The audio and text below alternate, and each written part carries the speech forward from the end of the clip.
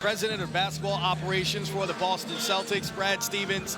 And let's get right to it. Tough to see some of the guys that helped to win a championship with you gone from the roster. Jrue Holiday, Kristaps, Porzingis, and potentially Al Horford. Can you just speak to what those guys meant to your franchise? Yeah, and Luke too.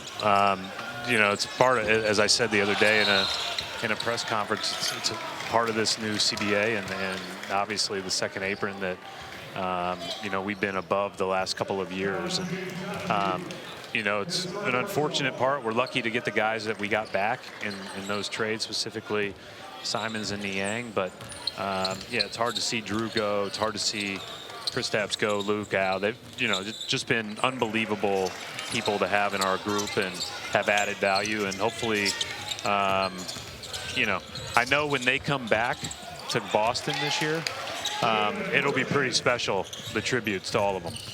And a lot of people are saying this is a gap year or whatever for the Celtics. Obviously, Tatum down. You've traded so many pieces. But how are you guys looking at this season, and where do you think this roster's at?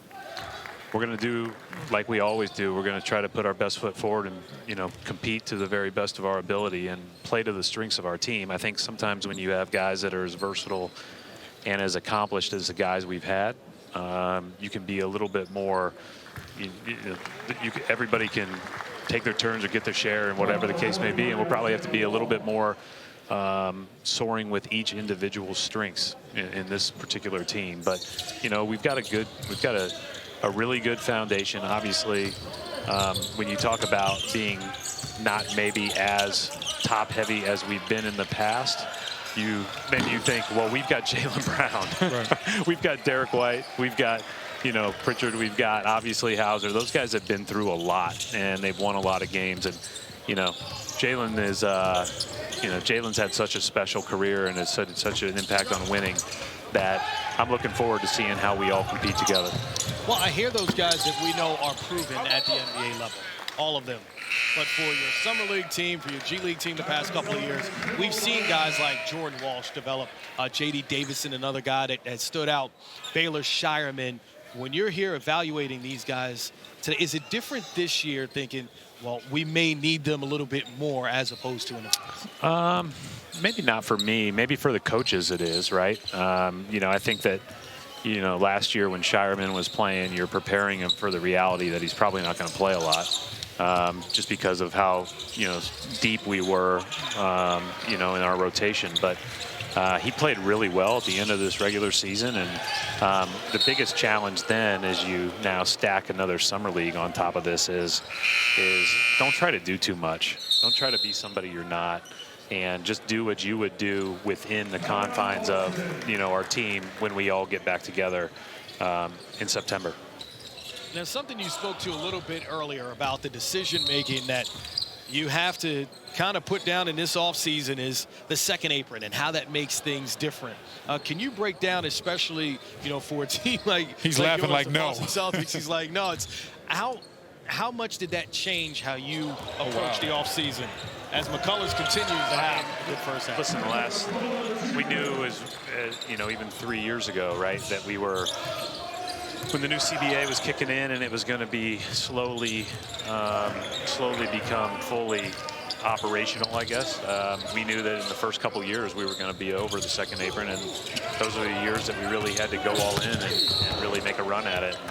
And obviously we did that. We were fortunate enough to win one, but and we've had really good teams. But, you know, the reality is that that's not going to be doable forever. Other teams are going to run into that.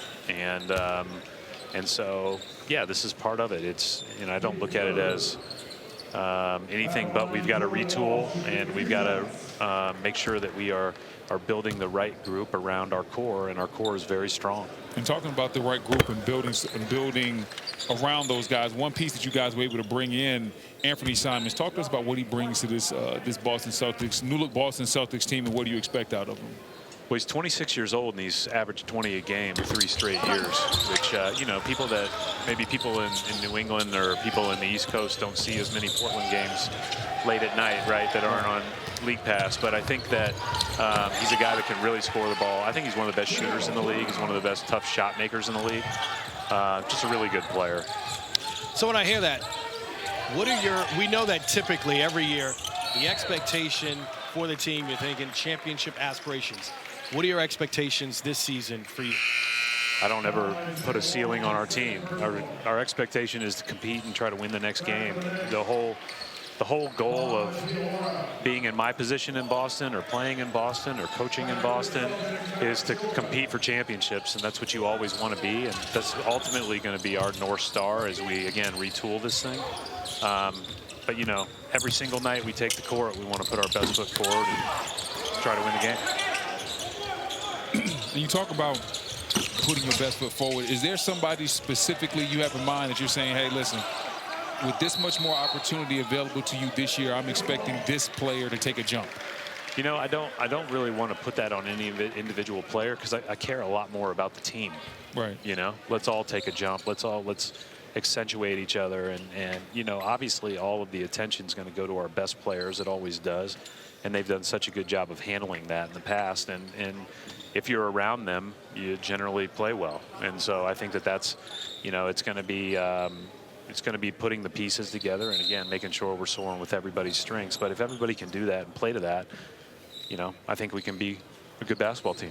Can you take us to the human side of it with Jayson Tatum? Because here's a player that we've all seen develop from the very first time he was drafted into this league and be able to become a champion and a perennial all-star.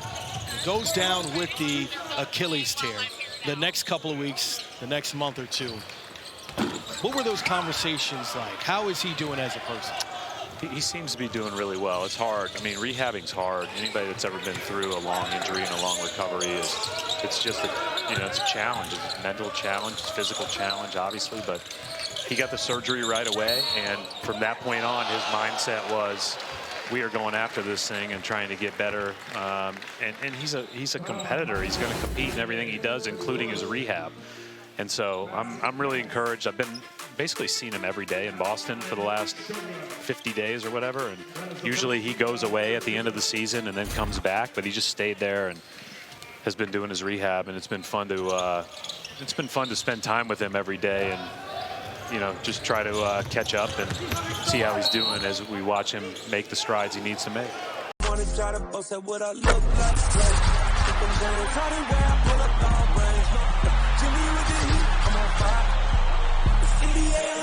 NBA